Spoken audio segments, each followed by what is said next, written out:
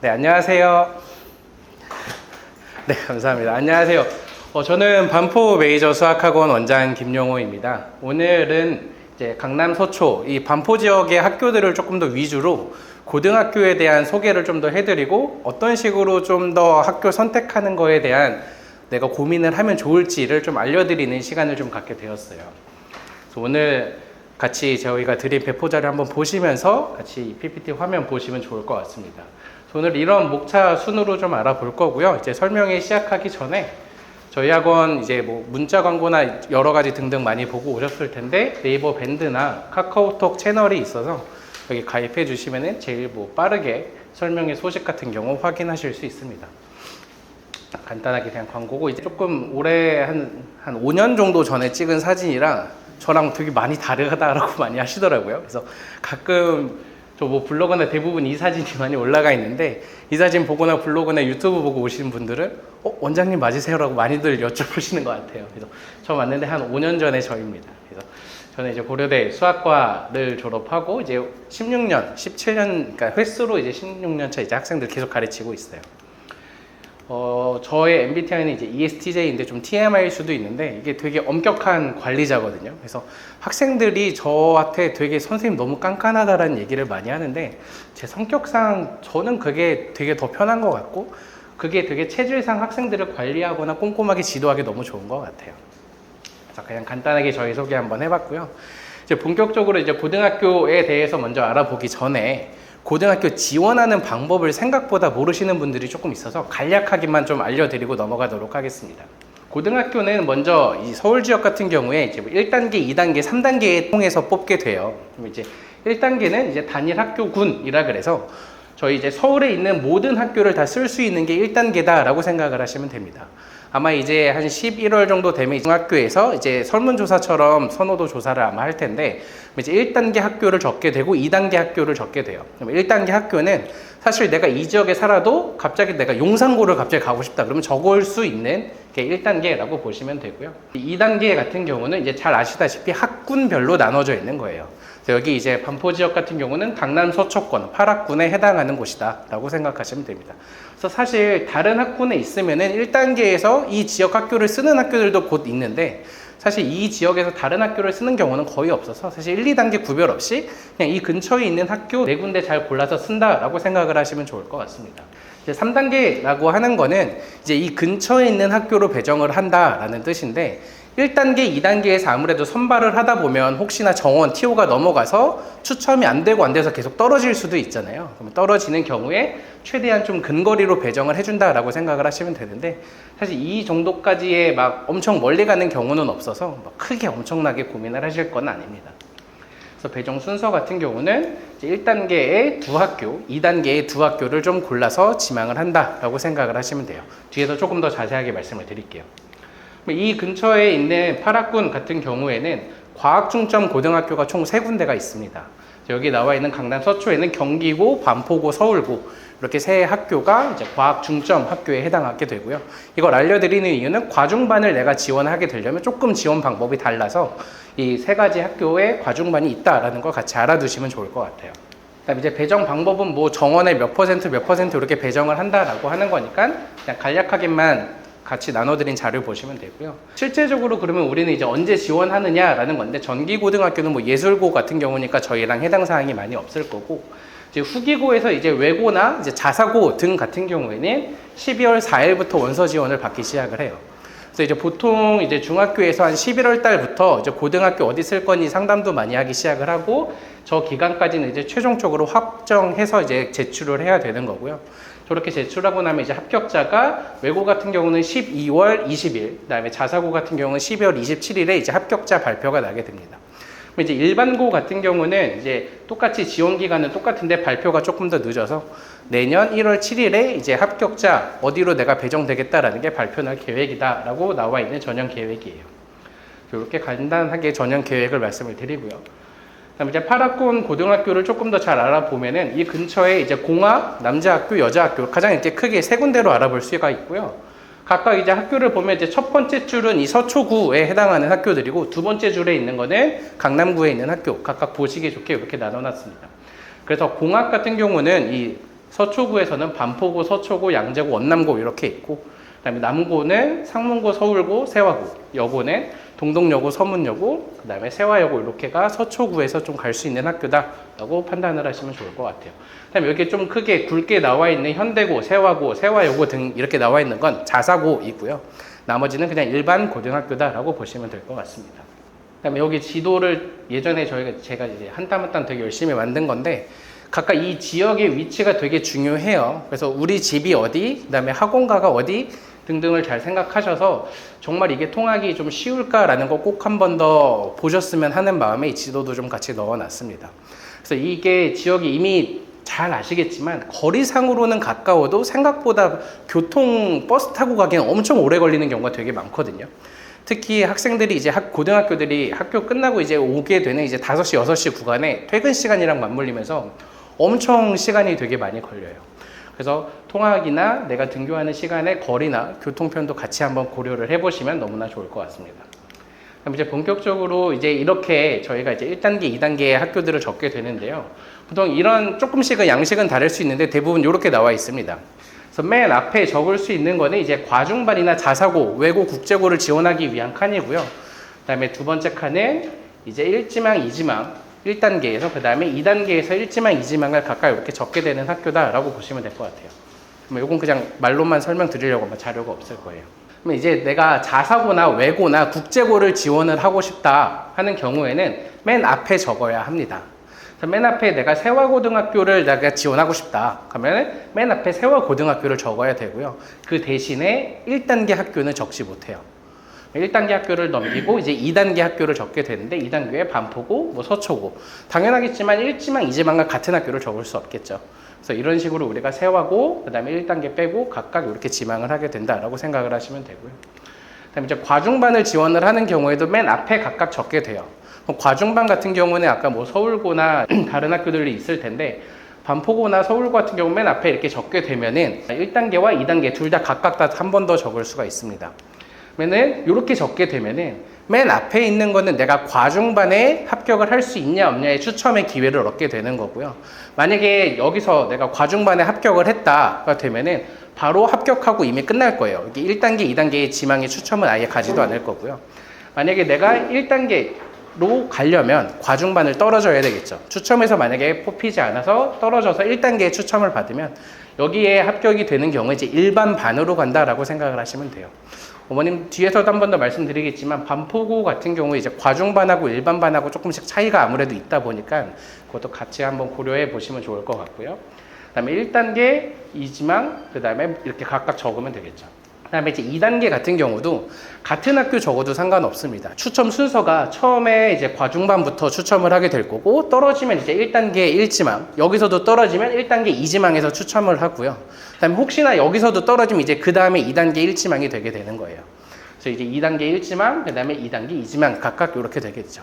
그럼 만약에 한 가지에 저희가 생각해 볼 수 있는 시나리오는 내가 서울고를 정말 꼭 가고 싶다가 되면 추첨의 기회를 어떻게든 한 번이라도 더 받고 싶잖아요.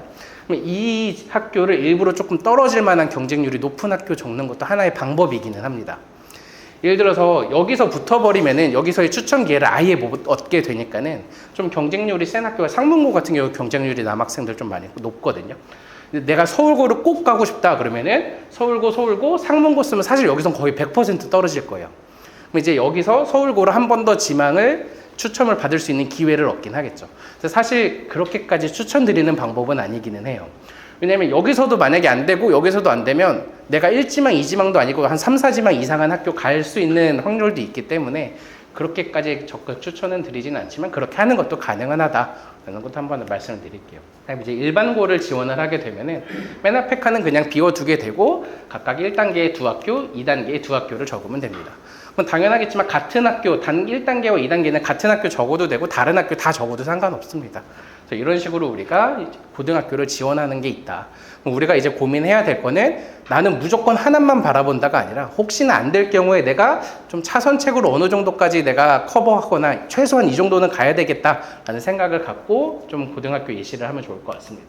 그다음에 이제 고등학교 지원을 할 때 좀 고려하면 좋을 만한 상황을 제가 한번 적어봤는데 첫 번째는 이제 대입 실적. 아무래도 우리가 고등학교를 가기 위해선 사실 대입을 잘하기 위해서 가는 거에 가깝다 보니까 지금까지 아웃풋이 어떻게 좀 잘 나고 있는지 실적을 좀 더 보게 될 거고, 그다음에 이제 면학 분위기나 수학 교육 과정 편제, 학년별로 뭐 확통이나 기하를 배우거나 안 배우거나 다 달라서 그것도 같이 보는 게 좋을 것 같아요. 그다음에 네 번째는 집과 학교까지의 거리를 같이 한 번 더 알아보시면 좋을 것 같습니다. 서울대 이제 의학 계열의 대입 실적을 한번 각각 보게 될 건데요. 사실 뭐 엄청나게 중요하다기보단 한 이 정도의 경향성이나 이런 학교들이 있다라고 보시면 좋을 것 같아요. 예를 들어 이제 서울대 합격자 같은 경우인데 이제 휘문고, 세화고 같은 경우 이제 43명으로 되게 많아요.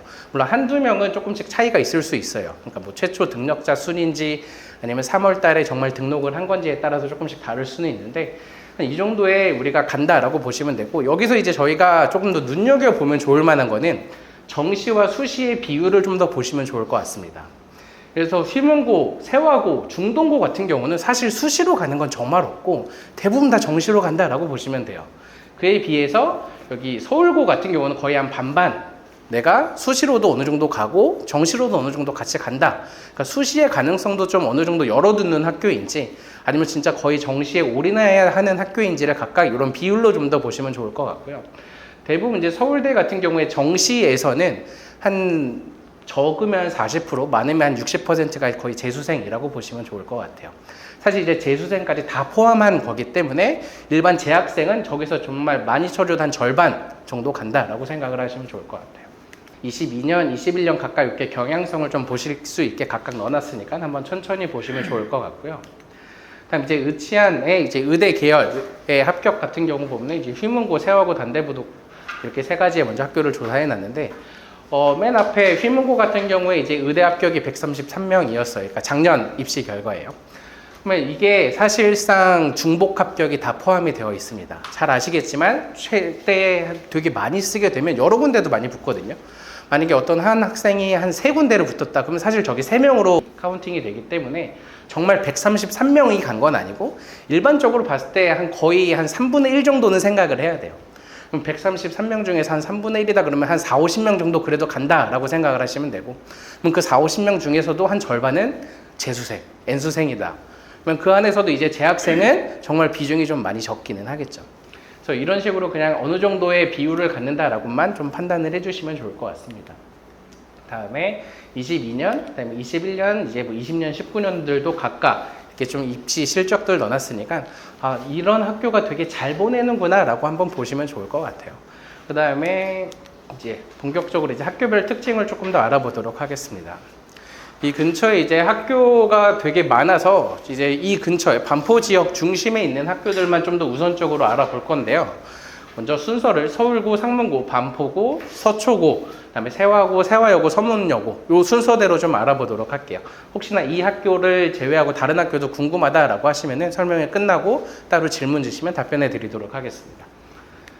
첫 번째는 이제 서울고등학교예요. 서울고등학교 같은 경우는 남자 고등학교고요. 이제 학생 수가 430명입니다. 정말 되게 많은 학교예요. 그래서 430명이고 그중에 이제 과중반이 3개 나머지가 이제 공통반으로 되어 있고요. 그 아래 나와 있는 이제 1등급이라고 되어 있는 건 이제 내년에 바뀌는 5등급 체제로 나와 있을 때의 계산입니다. 1등급은 이제 상위 10%까지가 1등급이고요. 그럼 이제 43명이 1등급까지 받을 수 있다. 그러니까 쉽게 말해서 현재 2등급이라고 보통 우리가 생각하는 2등급이 이제 바뀌는 1등급이 된다라고 생각하시면 될 것 같아요. 그럼 이제 바뀌는 걸로 2등급은 상위 10%부터 34%까지가 되는데 이건 2등급만 인원수 따진 거예요. 1등급, 2등급 이내에 들어가려면 두 개 합쳐서 146명까지가 2등급까지 이내라고 보시면 좋을 것 같습니다.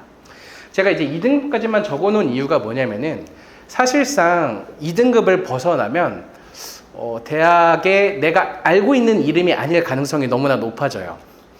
그래서 내가 어느 정도의 인서울이라고 생각을 하면은 당연히 2등급 바뀌는 체제 안에서 2등급 안으로 당연히 들어가야 되고, 그래도 내가 인서울도 제가 생각하는 인서울이랑 어머님들이 생각하는 인서울이 많이 달라요.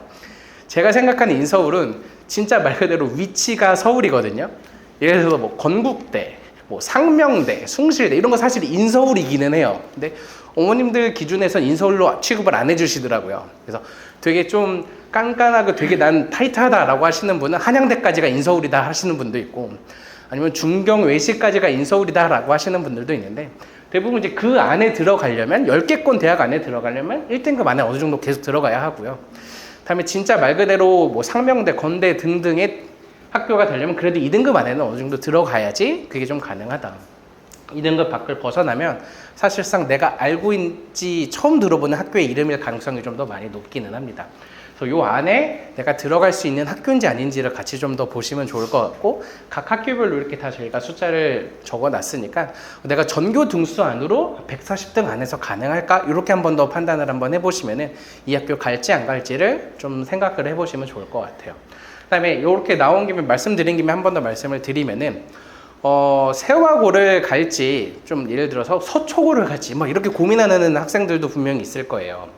내가 세화고를 가겠다라고 하는 학생은 학습 분위기가 좀 좋은 데서 열심히 공부시키고 싶다라고 생각을 하시는 분들이고요. 서초고를 보내야겠다라고 생각을 하시는 분들은 조금 내신 따기 쉬운 데서 잘 따서 잘 보내야겠다라고 생각을 하시는 분들이거든요. 그거에 대해서 이제 바뀐 등급 체제로 제 기준을 말씀을 드리면은 어느 학교든 간에 2등급 안에는 무조건 들어가야 한다라고 생각을 해요. 만약에 내가 세화고를 정말 가서 열심히 한다, 정말 열심히 할지 안 할지도 모르겠지만 열심히 한다 쳐도 2등급 안에 못 들어가면 사실상 그냥 서초고 하는 게 더 낫다라고 많이 생각을 합니다. 그래서 어떤 아무리 되게 좀 빡센 학교가 되더라도 이 바뀐 체제로 34% 안에 들어가야 돼요. 이게 현재로 보면 거의 4등급이거든요. 4등급도 거의 이 정도라서 많이 좀 어렵다라고 보시면 되고, 그럼 내가 세화고를 가서 상위 30% 안에 들어갈 수 있을까 없을까? 불안하다 싶으면 사실 세화고 선택 안 하는 게 맞다라고 생각을 하고요. 그다음에 이제 조금 더 정말 상위권이다, 내가 상위권 최상위권이다라고 생각하면 이제 1등급 기준이라고 생각하시면 돼요.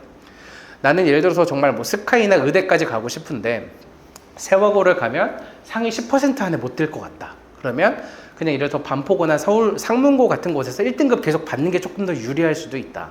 이게 바뀌기 전 지금 현재 체제에서는 4%, 그 다음에 11% 이렇게 되기 때문에 1등급은 진짜 완전 그들만의 영역이었고 2등급까지만 돼도 어느 정도 내가 잘한다에 속했거든요. 근데 이제 바뀐 등급으로 2등급 안에 들어가면 그렇게 잘하는 학생이 아니게 돼버려요. 대학 입장에서 보면. 왜냐면 상위 11%랑 상위 33%랑 구별이 되지 않아요. 그러니까 이게 바뀐 체제에서는 이게 워낙 크기 때문에 진짜 잘하는 학생들인 경우에 이 1등급과 2등급 커트라인 사이에서 왔다 갔다 하면 불리함이 너무 커요. 그럴 바에 그냥 되게 안정적으로 1등급이 나올 수 있는 학교 가는 게 되게 좋고요. 그 다음에 오히려 내가 좀 그렇게라도 우연이라도 1등급 안에 들어가 보는 게 좀 소원이다 그러면 그렇게 선택하는 경우도 있겠지만 그렇게 추천하지는 않습니다. 그래서 커트라인 안에 좀 안정적으로 들어갈 수 있는 학교를 좀 선택을 하시면 좋을 것 같고, 그 다음에 전교 등수로 그러면 40등 안에 들어갈지 140등 안에 들어갈 수 있을지를 보고 어느 정도 판단을 하시면 좋을 것 같아요. 그 다음에 그 아래 나와 있는 거는 이제 수학 점수인데요. 수학 1학기 점수의 최근 3년의 평균, 그 다음에 상위 30%의 점수입니다. 위에 줄이 이제 평균인데요. 이제 서울고 같은 경우는 최근 3년의 평균이 60점, 68점, 71점 이렇게 되고 있고요. 상위 30% 평균이 73점, 78점, 78점 이 정도예요. 그러니까 딱 상위 30%가 2등급 안에 들어갈 수 있는 점수거든요. 실제적으로 내가 이 학교 기출들을 어느 정도 봐서 저 정도 점수 컷 안에 들어가면 그래도 내가 30% 안에 어느 정도 내가 안착할 수 있구나라고 생각을 하시면 좋을 것 같아요. 그래서 이렇게 각각 모든 학교들도 이렇게 3년 평균, 그 다음에 3년에 30% 커트라인들도 각각 이렇게 적어놨으니까 같이 참고해 보시면 좋을 것 같고, 마지막 이제 출제 특징은 수학 시험의 좀 출제 특징을 각각 적어놨습니다. 다음 이제 두 번째는 교육과정의 편제가 또 중요하다라고 말씀을 드려서 각각 이렇게 교육과정 편제를 넣어놨는데요. 내년에는 사실 조금씩 바뀔 가능성이 있어요. 근데 아직 학교에서 다 발표를 하지 않아서 올해 1학년 기준입니다. 그래서 올해 지금 다니고 있는 1학년들 기준으로 이제 수학을 1학기, 2학기에 배우고 있다. 이제 바뀌는 지금 중학교 3학년 학생들 기준으로는 공통수학 1, 공통수학 2를 1학기 때 배울 가능성이 가장 높죠. 그다음 이제 수학원, 수학2 같은 경우인데요. 지금 같은 경우는 수학원, 수학2지만 이제 바뀌는 걸로 대수랑 미적분이 되겠죠. 이제 바뀌는 이름이 대수가 수학1이고 바뀌는 이름 미적분이 수학2라고 보시면 될 것 같아요. 그래서 아무래도 정말 특이한 학교가 아니면 2학년 1학기, 2학년 이렇게 각각 나눠서 대수와 미적분을 할 거고요. 다음에 이제 기하나 확통이나 미적분 중에서 어떻게 선택을 할지를 골라야 돼요.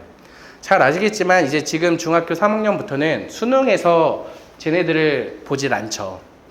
당연히 이제 미적을 안 나오니까 미적에 대한 좀 어느 정도의 가능성 중요도가 조금 떨어졌고, 대신에 이 문과 이과 상관이 없이 확통을 누구나도 보기 때문에 확통의 중요도는 조금 더 늘어났습니다.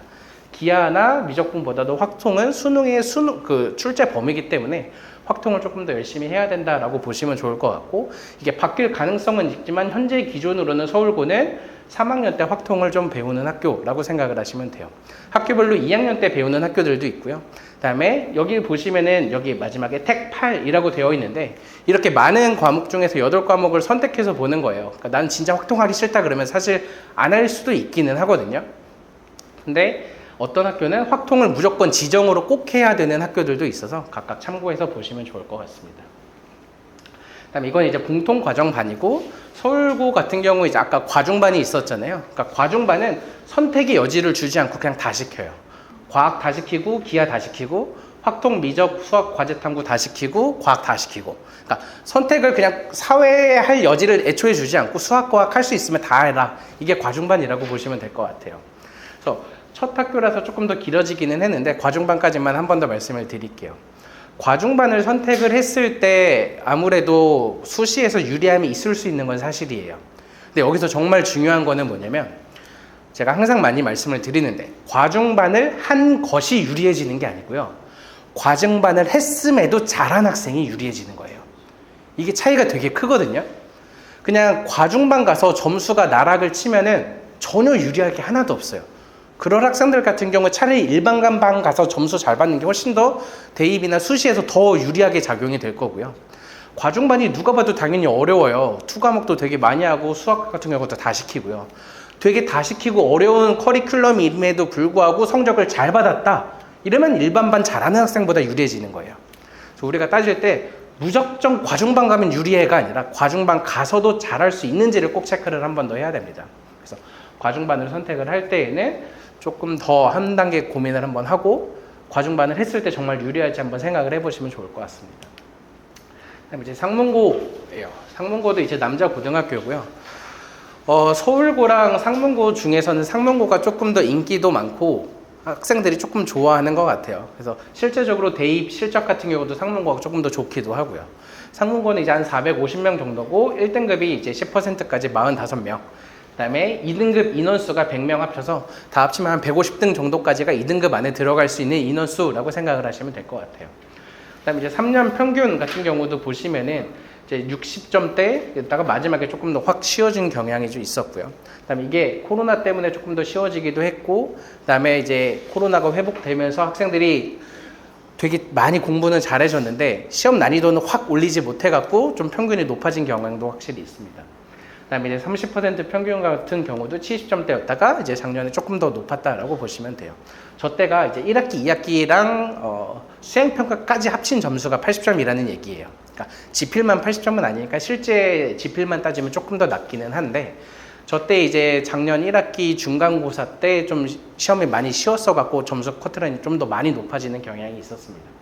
그래서 각각 여기서 보시면 출제 특징에서도 보면 여기 첫 장에서 주는 문제가 조금 더 많아요. 그러니까 대부분 다른 학교도 사실 고등학교에서 주는 문제가 많지는 않거든요. 이 근처 좀 잘하는 학교들 같은 경우에. 그러니까 쉽게 말해서 한 1번, 2번은 쉽고 조금 어려우면 한 4, 5번부터 확 어렵기 시작을 하는데, 상문고는 좀 주는 문제들이 많아서 좀 못하는 학생들도 평균 자체를 좀 많이 끌어올려서 저게 좀 가능했다라고 보시면 좋을 것 같아요.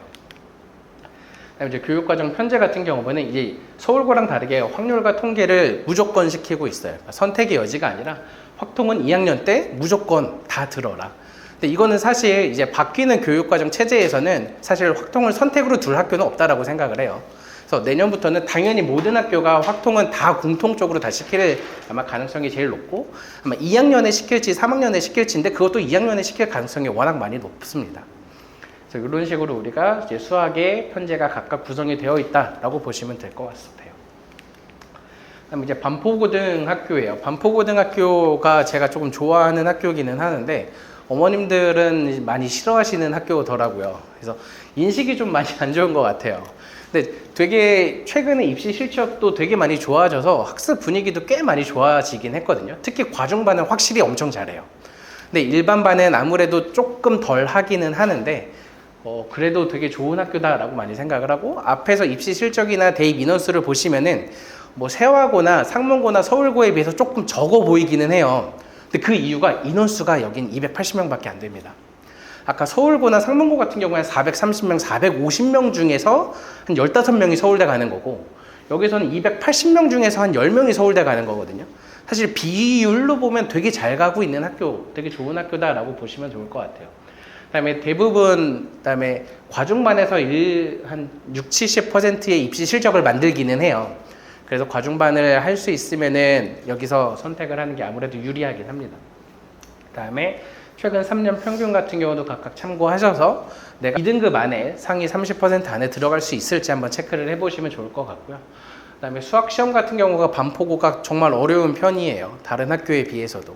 그래서 되게 수학이나 과학 같은 경우를 정말 잘하고 좋아했던 학생이 과중반 갔을 때 입시 실적을 정말 좋게 잘 만들 수 있는 학교다라고 생각을 하시면 좋을 것 같습니다. 그다음에 이제 반포고 같은 경우도 이제 각각 이렇게 선택 과목이 있는데, 이건 지금 1학년 기준이고 계속 말씀드리지만 아무래도 확통은 2학년 때 아마 할 가능성이 너무나 높다라고 이렇게 각각 보시면 좋을 것 같아요. 그다음에 이것도 이제 일반 반이고, 이제 과중반 기준에서는 선택의 여지 없이 그냥 수학 다 시킨다라고 각각 보시면 좋을 것 같습니다. 그다음에 이제 서초고등학교인데요. 이제 남자 여자 각각 둘 다 다닐 수 있는 공학이죠. 반포고도 공학인데 서초고는 조금 더 공학의 느낌이 되게 더 물씬 왠지 더 많이 나는 것 같아요. 그러니까 우스갯소리로 학생들이 고등학교 생활 재밌고 편안하게 하려면 서초고 가는 게 좋다라고도 얘기 많이 하거든요. 쉽게 말해서 지금까지 말씀드렸던 서울고, 상문고, 반포고는 되게 정말 빡빡한 학교예요. 정말 공부도 엄청 많이 시키고 정말 많이 힘든데, 저희 반에도 서초고 학생들이 좀 있는데 좀 표정이 밝아요. 그러니까 서여고나 뭐 반포고 이런 학생들은 표정이 정말 막 되게 정말 힘들어하는데, 서초고 뭔가 밝은 표정이 좀 이렇게 눈에 많이 보이기는 해요. 그러니까 보면 서초고 같은 경우가 이제 한 300명 정도가 되고, 이제 1등급, 2등급 합치면 한 100명 정도가 됩니다. 그래서 내가 전교등수 2자리까지는 끊을 수 있어야지 그래도 추천을 한다라고 보시면 좋을 것 같고요. 사실 서초고를 내가 지원한다가 되면 2등급을 바라고 가는 것보다 1등급을 항상 찍을 수 있는가를 아마 고려 많이 하실 거예요. 그러니까 바뀐 1등급은 이제 30명이니까 아무래도 조금 더 많이 좋아졌죠. 이전에 4%였을 때는 정말 전교 10등, 한 자릿수를 찍어야지 1등급이 계속 나왔거든요. 게다가 이제 2학년 때 문이과가 갈리고 막 이러고 나면 전교등수 한 4, 5등까지만 돼야지 1등급이 계속 나왔었는데, 이제 좀 바뀐 등급이라서 아무래도 조금 더 수월하게 1등급을 받을 수 있는 가능성은 좀 더 많이 높다라고 보시면 좋을 것 같아요. 최근 3년 평균 같은 경우도 아무래도 평균이 조금 다른 학교에 비해서 조금 낮은 편이 있어요. 그러니까 시험이 어렵지는 않은데 평균이 조금 더 낮아요. 그러니까 학생들이 잘하는 학생은 잘하는데 밑에 좀 깔아주는 학생들이 조금 더 많다라고 보시면 좋을 것 같습니다. 그다음에 제가 생각하기에 이제 서초고 같은 경우는 시중 교재에서 쌤 B까지만도 되게 잘 풀어도 정말, 그러니까 현재 기준으로 한 2, 3등급까지가 그래도 가능하거든요. 그러니까 정말 내가 어려운 거 한 2문제 버리고 나머지 다 맞겠다가 되면 그래도 한 3등급, 그러면 상위 퍼센트로 한 20%까지는 그래도 나올 수 있는 학교예요. 그래서 내가 수학이 정말 많이 어려워한다, 진짜 힘들다, 중학교 때 너무 놀았는데 고등학교 때 다시 열심히 해보고자 한다 하면은 좋은 선택지가 좀 됩니다. 근데 이런 생각을 갖고 중학교 때 너무 놀았는데 고등학교 때 열심히 해야지 이러면서 너 열심히 해야 될 거니까 세워고가, 세워여고가 이러면은 정말 듣도 보도 못한 점수와 듣도 보도 못한 등급을 받을 가능성이 너무나 높아요. 그럼 학생들이 좌절을 되게 많이 하거든요. 제가 오래 가르쳐본 경험상 되게 많이 해본 게, 학생들이 고등학교 가는 순간 첫 성적이 유지되는 경우가 너무나 많습니다. 이게 중학교 때 내가 받았던 점수는 보통 대부분 학생들은 그래도 못해도 한 70점, 그래도 한 80점 내외에서 왔다 갔다 했을 가능성의 학생들이 제일 많아요. 근데 고등학교 시험 딱 보면 그런 학생들이, 예를 들어서 한 70점 정도 받던 학생들이 중학교 시험을 고등학교 시험 보면 40점 받아요. 그러면 일단 1차 충격이 엄청나죠. 왜냐면 반 이상 틀렸다의 충격이 엄청 많고, 그럼 이제 40점인데 내가 등급을 보면 한 6등급이래요. 그러니까 지금 기준에서 6등급이니까 바뀌면 이제 한 3, 4등급 이상이 되겠죠. 그러면 이제 그 순간 나는 갈 수 있는 대학이 없나? 이러면서 나는 고등학교랑 안 맞나? 특히 고등학교 수학이랑 안 맞나? 이러면서 수학 포기하는 경우가 너무나 많이 봤기 때문에, 그런 것보다는 처음에 어느 정도 그래도 좀 상위권, 중상위권 그룹에 좀 끼워서 갈 수 있는 학교를 선택하는 것도 좀 좋을 것 같아요. 다음에 서초고가 나와서 이것도 말씀을 드리는데, 그러면 세화고를 갈지 서초고를 갈지는 사실상 저도 이제 학생들을 많이 보기는 하지만 어머님들이 더 잘 아실 거라고 생각을 합니다. 그래서 대부분 많이 이야기는 회복 탄력성이라고 많이 이야기를 하죠. 제가 방금 말씀드린 것처럼 좌절을 겪어도 진짜 어떤 학생들은 극복하는 학생들이 있어요. 와, 내가 40점? 이게 말이 되나? 진짜 열심히 하자면서 계속 해가지고 결국 성적이 계속 우상향하면서 잘 보는 학생들이 있고요. 근데 대부분 한 70%의 학생들은 40점을 받으면 내가 중학교 때 놀아서 그렇지 뭐, 난 수학 이제 놔야겠다 하면서 진짜 놔버리는 경우도 되게 많아요. 그래서 학생들이 뭔가 좌절을 겪었을 때 그거를 좀 잘 극복하는 성향인지 포기하는 성향인지에 따라서 뭐 서초고를 보낼지 세화고를 보낼지 이렇게 좀 선택을 해보시면 좋을 것 같습니다. 서초고 같은 경우에 일반적으로 다를 것 없이 그냥 똑같은 교육과정 편제를 갖고 있다라고 생각을 하시면 될 것 같아요. 다음에 이제 세화고등학교예요. 세화고등학교 이제 명실상부 이 근처에서 가장 좋은 학교다라고 생각을 하고요. 한 350명 정도가 이제 전교이고 한 35명까지가 이제 1등급을 받을 수 있겠죠. 각각 합치면 이제 한 110명 정도까지가 이제 1등급을 받을 수 있으니까 조금 더 안정적으로 여기도 한 두 자릿수는 계속 나와야지 2등급 안에 들어갈 수 있다라고 생각을 하시면 될 것 같아요. 그러면 앞에서도 뭐 서울대, 그다음에 의대, 그다음에 스카이 입시의 인원을 합치면은 꽤나 100명이 근접해지긴 하거든요. 그러니까 사실상 여기에 3등급 안에 내가 전교 두 자리 등수를 찍을 수 있다가 되면 내가 말했던 한양대 라인 안에 어느 정도 그래도 갈 수 있고 조금 더 수시에서 조금 더 잘 간다 그러면 조금 더 좋은 학교도 갈 수 있는 여지가 충분합니다. 그래서 내가 어떻게든 저 안에 두 자릿수의 등수를 끝까지 유지를 하겠다라는 목표를 갖고 가능하다 그러면 좀 적극 추천하는 학교이고, 근데 그에 비해서 전혀 준비가 되었지 않는데 의욕만 가득한다거나 이러면은 포기할 가능성이 높으니까 그런 학생들한테는 추천하지 않습니다. 그래서 각각 3년 평균을 보시면 다른 학교들보다 점수가 좀 더 평균이 높은 걸 보실 거예요. 시험 난이도가 높은데 평균이 높아요. 이게 다른 학교랑 학생들의 수준이 많이 차이가 납니다. 그러니까 누가 봐도 앞에 있던 서초고보다 세화고의 수학 시험지가 훨씬 어려워요. 근데 평균이 높다는 건 그만큼 잘하는 학생들이 진짜 많다는 얘기고요. 그다음에 이제 세화고 같은 경우 이제 특징이 뭐냐면은 시험 난이도가 높으니까 이제 한 전교 예를 들어서 한 10등권까지는 거의 사실상 변화가 없어요. 진짜 한 전교 10등권까지는 거의 그들만의 리그로 자기들 안에서 계속 바뀌는데, 이제 한 전교 10등, 20등, 30등 가면서부터 한 60등까지는 등수가 되게 많이 바뀌어요. 특히 수학 같은 경우에.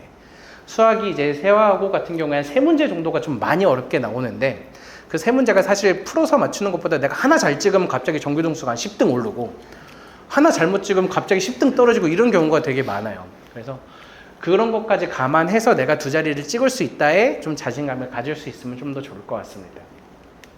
그다음 이제 교육과정 편제인데, 지금까지랑은 가장 다르게 이미 잘 알고 계시다시피 수원, 수투, 대수와 미적분을 같은 학기에 동시에 합니다. 대부분 2학년 1학기 때는 수학 1, 2학년 2학기 때는 수학 2 하는 게 대부분 학교예요. 이 근처가 아니라 전국의 평균은 항상 그래요.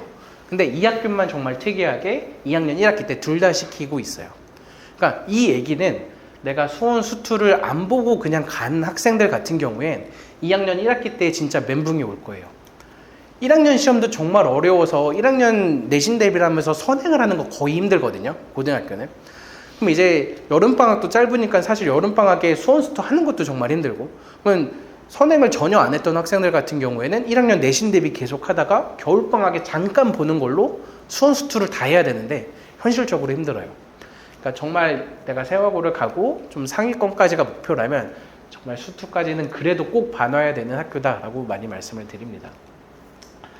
이제 세화고의 여자 버전이 세화 여자고등학교죠. 사실상 똑같아요. 똑같은 학교예요.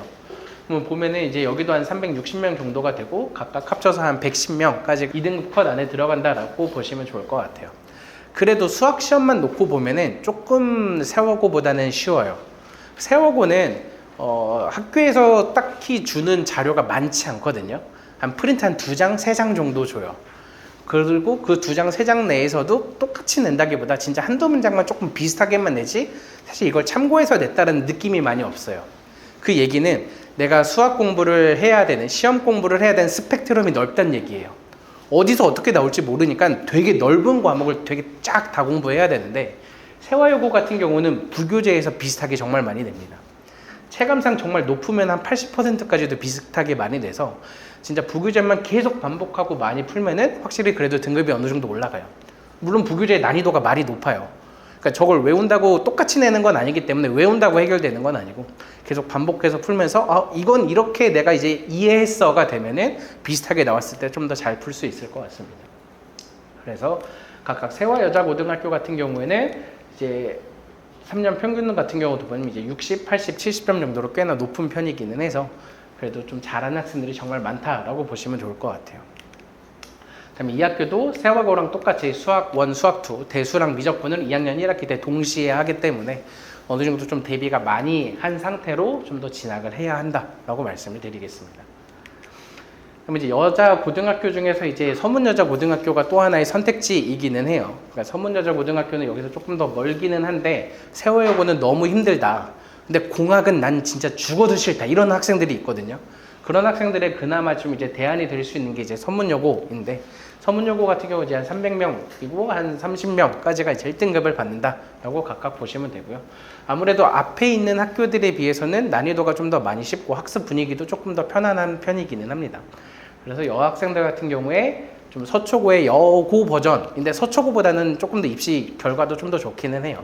그래서 여자고등학교에 좀 더 내가 가고 싶은데 세화고는 너무 힘들다 하는 학생들한테 추천하는 학교예요.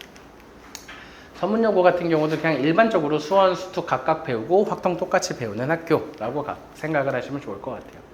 그래서 이렇게 지금까지 쭉 학교 7군데를 알아봤는데 제가 생각했을 때 나름의 결론을 한번 내려보면은 사실상 세화고를 대체할 수 있을 만한 곳은 없기는 해요.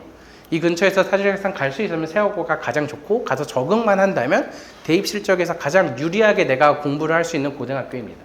그다음에 사실 여자 최상위권 학생들한테는 세화고를 못 가니까 당연히 세화여고가 똑같이 1그룹이긴 한데 입시 실적이 조금 차이가 나긴 해서 2그룹에 넣기는 했어요. 남학생 같은 경우 이제 상문고, 반포고 정도가 이제 2그룹에 조금 더 해당합니다. 그러니까 서울고가 상문고랑 되게 예전부터 같이 쌍으로 많이 취급이 돼서 그렇지 사실상 서울고보다는 반포고가 조금 더 입시 결과도 좋고 많이 그러네요. 그래서 조금 더 반포고를 높게 보는 게 제 생각이고 그다음에 서울고나 서문여고 그다음에 이제 서초고가 조금 제일 쉽게 보낼 수 있는 학교다라고 생각을 하시면 좋을 것 같아요. 다음에 마지막으로 꼭 고려해야 되는 게 있는데 제가 생각하는 가장 중요한 건 이제 집 가까운 학교 고등학교는 진짜 항상 좋다예요. 그러니까 제가 지금까지 되게 많은 걸 말씀을 드렸잖아요. 입시 실적은 이렇고 1등급은 이렇고 30% 컷 안에 점수는 이렇고 시험은 이런 식으로 나오고 등등이 있었는데 사실상 제 진짜 속마음은 이거예요. 제가 오늘 만약에 이렇게 설명회를 준비했는데 갑자기 무슨 일이 생겨갖고 한 5분 만에 끝내야 돼요. 그럼 전 이것만 설명하고 감사합니다 하고 끝냈을 거예요. 네, 이게 정말 많이 되게 중요해요. 집 가까운 학교는 언제나 좋고 왔다 갔다의 체력 낭비가 너무나 심해요. 그 다음에 지금의 어머님들이 뭐 내가 라이딩 해주지 뭐 라는 생각인데 3년 절대 라이딩 진짜 못하거든요. 너무 힘들거든요. 그래서 체력 낭비, 시간 낭비 너무나 많기 때문에 집 가까운 곳도 정말 꼭 많이 고려를 해야 된다라는 걸 적극적으로 좀 많이 말씀을 드립니다. 그래서 이렇게까지 좀 고등학교에 대한 이야기를 좀 했고요. 마지막으로 이런 얘기 조금 더 이제 해보고 싶어요. 사실 잘하는 학생들은 어딜 가도 사실 잘해요. 잘하는 학생이 뭐 서초고 가도 잘할 거고 저기는 시골에 있는 학교 가도 사실 잘할 거예요. 그러니까 사실 저희한테 중요한 거는 좋은 고등학교도 어떻게든 고르긴 골라야 되겠지만 공부를 조금 더 잘하는 게 확실히 좀 더 우선순위가 돼야 되긴 하죠. 그래서 이거에 대해서 이제 여름방학에 하면 좋을 거를 제가 간단하게 좀 한 5분, 10분 안에 끝내도록 하겠습니다. 첫 번째는 객관적인 실력을 좀 파악을 해야 됩니다. 객관적인 실력이라는 거는 그냥 열심히 공부하기로 했다. 뭐 어떤 걸 하면 될까요? 뭐 수원, 수투, 미적, 성문 어떤 걸 선행을 하면 될까요? 많은 질문을 받는데 항상 저는 객관적인 지표를 확인하고 나서 말씀을 드려요. 객관적인 지표라는 게 말 그대로 그냥 시험이죠. 그래서 뭐 수학 상하 복습을 할지 수학 1, 수학 2, 미적 선행을 할지 어떤 거를 할지 항상 어머님들이 어떤 걸 제일 급한 마음은 정말 알겠지만 가장 먼저 해야 되는 거는 객관적인 지표로 현재 실력을 정확하게 파악하는 게 너무나 중요합니다. 객관적인 지표라는 건 제가 딱 정해드릴게요. 어떤 게 도대체 객관적이냐. 첫 번째는 고1 9월 모의고사가 가장 객관적입니다. 두 번째는 고등학교 1학년 1학기 기출문제. 그 다음에 세 번째는 고2 3월 모의고사. 고1 9월 모의고사는 고등학교 1학기에 대한 시험 범위를 갖고 있는 고등학교 모의고사예요. 고등학교 1학년에도 3월에도 모의고사 보고 이러거든요. 근데 사실 그건 중학교 시험 범위예요. 그렇기 때문에 고등학교 1학년 3월 모의고사를 잘 보면 아, 내가 중학교 때 공부를 열심히 했다지 고등학교 모의고사랑 잘 맞는다가 아니에요. 고등학교 모의고사랑 잘 맞는다, 나는 수능 스타일이다 등등의 이런 거를 좀 판단을 하려면 고등학교 1학년 9월 모의고사를 봐야 합니다. 이거를 보면 고등학교 1학년 전 1학기의 과정을 가지고 시험을 볼 수 있는 거고요. 그 다음에 고2 3월 모의고사는 고등학교 1학년 전 과정이에요. 수학상, 수학하, 공통수학 1, 공통수학 2 이런 식으로 고등학교 1학년의 전범위 모의고사를 갖고 있는 게 고2 3월 모의고사입니다. 사실상 어느 정도 선행을 했다 하는 학생들은 수학 상하는 당연히 다 했을 건데 한번 모의고사를 한번 풀려보면 좋아요. 모의고사 같은 경우가 당연히 객관적인 지표로 몇 등급인지가 나오거든요. 전국 단위에서 나오거든요. 이게 누가 봐도 객관적인 지표예요. 그러니까 저희 학원도 당연히 레벨 테스트를 보지만 레벨 테스트 학원마다 난이도도 되게 다 다르고요. 문제도 너무나 달라요. 어떤 학원에서 레벨 테스트 100점 맞았다고 잘하는 거 아닐 수도 있고 어떤 학원에서 레벨 테스트 10점 맞았다고 못하는 거 아닐 수도 있어요. 워낙 어렵게도 내기도 하니까. 근데 모의고사는 누가 봐도 전국 평균 몇, 전국 등급컷 몇 다 알 수 있으니까 너무나 객관적입니다. 다음에 이건 이제 전국 단위에서 내가 성취도를 체크할 수 있는 거고 가운데 있는 고등학교 기출문제는 내가 진짜 가고 싶은 학교의 성적이나 내가 한번 미리 연습을 해볼 수 있는 거죠. 중간에 말씀드렸다시피 30% 점수 컷을 내가 넘을 수 있는지 없는지, 그 학교의 2등급 컷을 넘을 수 있는지 없는지, 1등급 컷을 넘을 수 있는지 없는지 등등. 저희 학원도 그렇고 대부분 모든 학원들이 다 등급 컷의 점수들은 다 알고 있을 거예요. 저희도 당연히 알고 있어서 이렇게 시험 문제를 풀어보고 넌 지금 몇 점이니까 지금 상태 그대로였다면 몇 등급이야 라고 이렇게 알려줘야 돼요. 넌 지금 뭐 2등급이니까 이런 공부를 해야 돼. 넌 지금 7등급이지만 미안하지만 이런 공부를 해야 돼. 이렇게 정말 객관적인 지표를 확인하고 나서 공부를 해야지. 그냥 시기가 됐으니까 여름방학이니까 뭐 해야지, 11월이니까 뭐 해야지, 이런 게 전혀 아닙니다. 꼭 하나 이렇게 꼭 판단을 해야 되고, 대부분 고1 모의고사를 보면 당연히 뭐 포털 사이트에서도 보시면 점수 등급 컷이 많이 나오겠지만 이 정도의 점수가 나오게 돼요.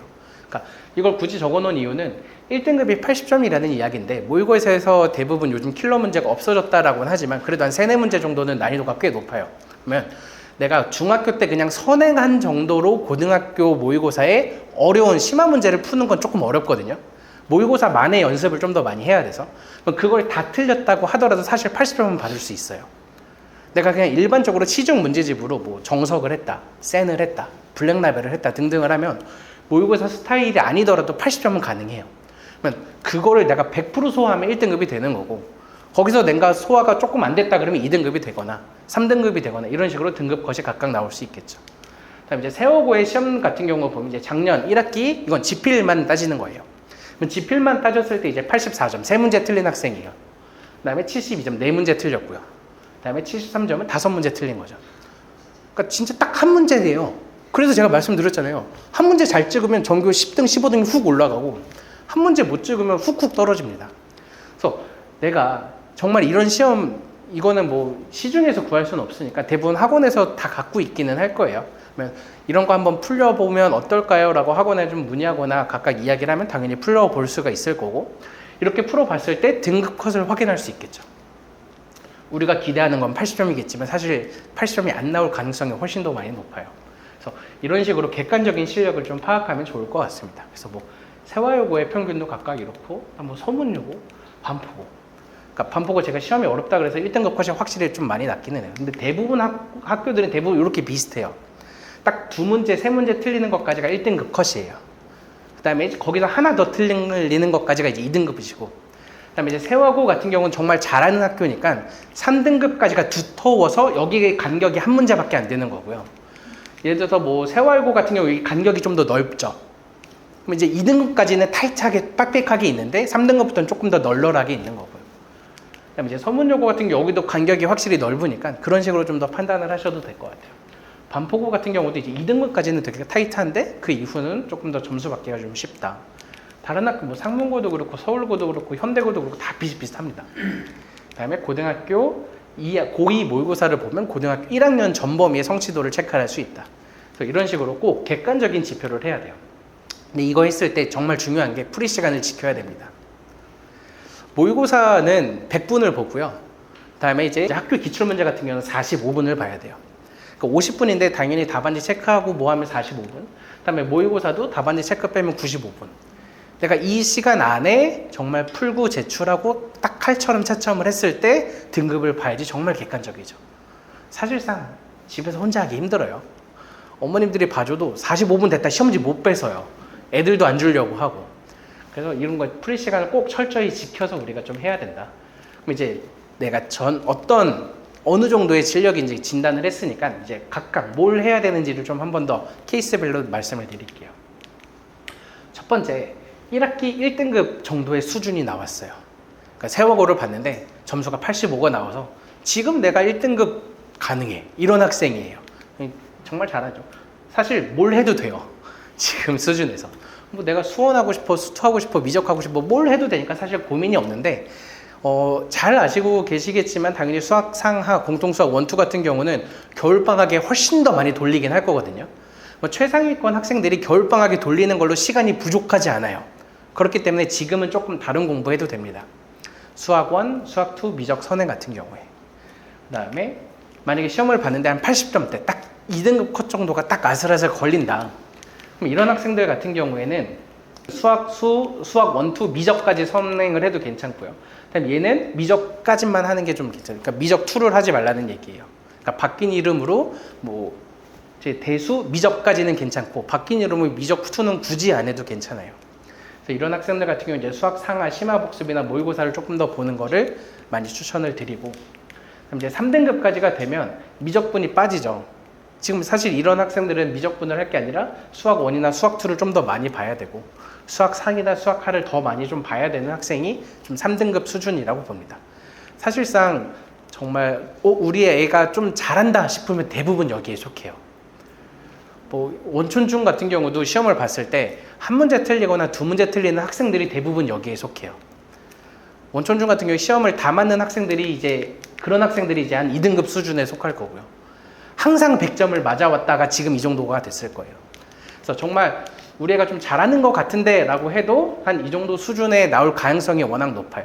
이런 학생들 같은 경우에 수학 1이나 수학 2를 안 했다면 이거 선행을 한번 해보는 게 지금 여름방학에 해야 될 과제라고 생각을 합니다.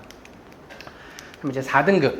4등급 같은 경우에 이제 쉽게 말해서 중학교 기출이라고 생각을 하면은 시험 봤을 때 80점대 항상 맞던 학생들. 그러니까 90점 넘기가 조금 어려웠던 학생들. 그러니까 80점, 85점 왔다 갔다. 이런 학생들 같은 경우에 이제 지금 시험 보면 이제 4등급 정도가 되거든요. 4등급 같은 경우는 수학 1, 수학 2를 한 번도 안 했다면 선행을 하긴 해야 된다. 근데 한 번이라도 했어. 내가 이미 배웠으면 수학 상하 복습을 하는 게 조금 더 우선순위가 많이 높습니다. 제가 아까 중간에 겨울방학에 수학 상하 계속 할 건데 왜 지금 또 하냐면은 이런 학생들 같은 경우에 겨울방학만으로 부족해요. 겨울방학만으로 심화 상하까지 다 보는 게 부족하기 때문에 그냥 중학교 때 내가 선행 수학을 한 정도를 보면 고등학교 가서 와장창 다 깨지거든요. 심화까지 내가 하기에는 겨울방학만으로는 부족하니까 지금부터 좀 더 복습을 같이 병행하는 걸 꼭 해야 됩니다. 다음에 이제 5등급 이하. 그럼 이제 중학교 시험을 봤는데 한 70점대, 60점대 이런 학생들, 사실 그런 학생들이 더 많아요. 그런 학생들 같은 경우에는 수학 1, 수학 2를 사실 보지 않는 게 맞아요. 수학 1, 수학 2를 한 번도 안 했더라도 안 보는 게 맞아요. 수학 상하를 무조건 계속해야 됩니다. 제가 정말 오랫동안 학생들 가르치면서 많이 정말 느끼는 건데 수학 1하고 수학 2를 열심히 가르쳐도 학생들이 그 문제를 못 풀어요. 왜냐면 수학 1의 개념과 수학 2의 개념은 잘 알거든요. 예를 들어서 지수 로그에 대한 성질도 잘 알았는데 결국 답을 못 적어요. 왜냐면 답은 수학 상의 대수 연산을 할 수 있어야지만 답을 적을 수 있어요. 왜냐면 마지막에 이렇게 해서 마지막 답 구할 때는 부등식을 풀어야 된다거나 방정식을 풀어야 되는데 그 마지막 조건 전까지는 수학 1이나 수학 2의 개념으로 나오는데 마지막 답을 못 적는 학생들이 태반이에요. 그런 학생들은 당연히 수학 상하를 우선적으로 무조건 해야 됩니다. 이런 학생들 같은 경우에 이제 여름방학에는 이걸 무조건 하는 거를 정말 강력 추천드려요. 그래서 저희가 이제 이런 식으로 저희가 케이스별로 각각 공부를 해야 되고요. 이렇게 공부를 해야 되는 이유 자체가 수학은 이전 과정을 못했는데 다음 과정을 잘할 수가 없어요. 그러니까 위계가 너무나 정말 많거든요. 그러니까 쉽게 말해서 구구단도 아직 못 외우고 있는데 미적분 하나인 거 말이 안 되잖아요. 그래서 우리가 중학교 때부터 좀 비어있는 단원이 어디 있는지도 한 번 더 체크를 해봐야 될 필요도 있습니다. 제가 지금까지 되게 이상적이게 잘하는 학생들만 쭉 얘기를 했다면 사실 그렇지 않은 학생들도 많아요. 그러니까 중학교 때 조금 놀았다가 좀 쉬었다가 지금부터 공부해야지 하는 학생들 같은 경우에는 이제 각 단원의 연관성을 봐야 돼서 어디서부터 비어있는지를 좀 확인을 해야 됩니다.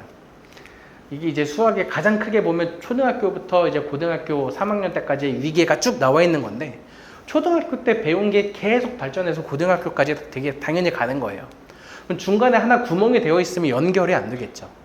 이제 중학교만 조금 더 잘 보면 중학교 1학년, 2학년, 3학년 때 배운 게 고등 수학에 활용이 됩니다.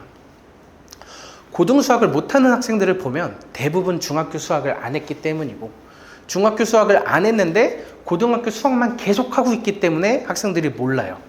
근데 모르는데 계속 시키죠. 그럼 어떻게 될까요? 외워요. 외우면은 당시에는 풀리는 것 같은데 집에 가면 안 풀리고 내일 되면 안 풀리고 진도가 한번 끝났는데 다음 달 되면 또 기억이 안 나요. 그러니까 계속 악순환만 반복을 하는 거니까 여기서 구멍이 났다 그럼 여기를 채워줘야 되고 여기가 구멍이 났다 그럼 여기를 채워줘야 되는 거예요. 당연하겠지만 함수, 대수 파트가 꼭 선행이 되어야지 수학 1, 2를 잘할 수 있습니다.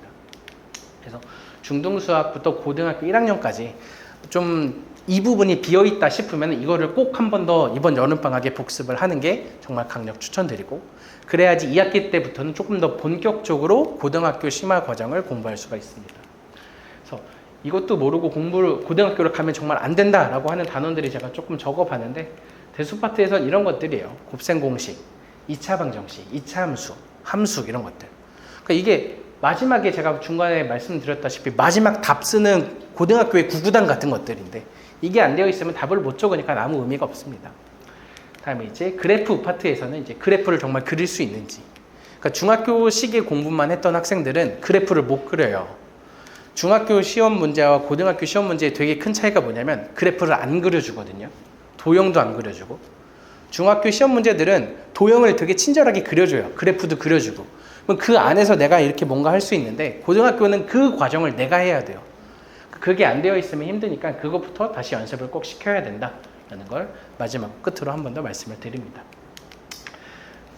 그래서 정리해보면 객관적인 현재 실력을 모의고사나 기출문제를 직접 풀면서 현재 기준으로 몇 등급인지 한 번 더 파악을 하고 그에 맞춰서 맞는 학습 계획을 세운다.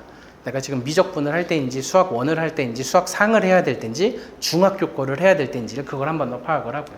그다음에 이제 중학교 때 비어있는 부분이 있다면 꼭 이거 한 번 더 지금 시간이 그나마 있는 여름방학에 복습을 해야 한다라고 많이 말씀을 드리겠습니다. 마치면서 객관적인 수학 실력이 그래서 궁금하실 것 같고 집에서 좀 시키기 어렵거나 지금 다니고 있는 학원에 좀 말하기 어렵다 그러면 저희 학원에 이제 입학 테스트나 기출 테스트 컨설팅 예약 같이 학원으로 전화 주시면은 저희가 해당하는 학교의 기출 문제로 각각 풀리도록 하겠습니다. 그래서 재원생 같은 경우도 이제 담임 선생님과 연락하셔서 좀 이번 주에 한번 이런 거 풀어봤으면 좋겠다. 아니면 다음 주에 한번 이런 거 풀어봤으면 좋겠다. 한번 이야기를 해주시면은 그에 맞춰서 풀고 그 해당하는 시험 그때 기준으로 등급 컷이 이 정도니까 이 정도에 속한다라고 한 번 더 말씀을 드리고 그에 관련해서 어떤 과목을 어떻게 이번 여름방학이나 2학기 때 학습을 하면 좋을지에 대한 상담을 해드리면 정말 학생들이 여름방학을 알차게 보낼 수 있을 것이라고 생각을 합니다. 이렇게 오늘 토요일에 귀한 시간 내주시고 잘 들어주셔서 정말 감사합니다.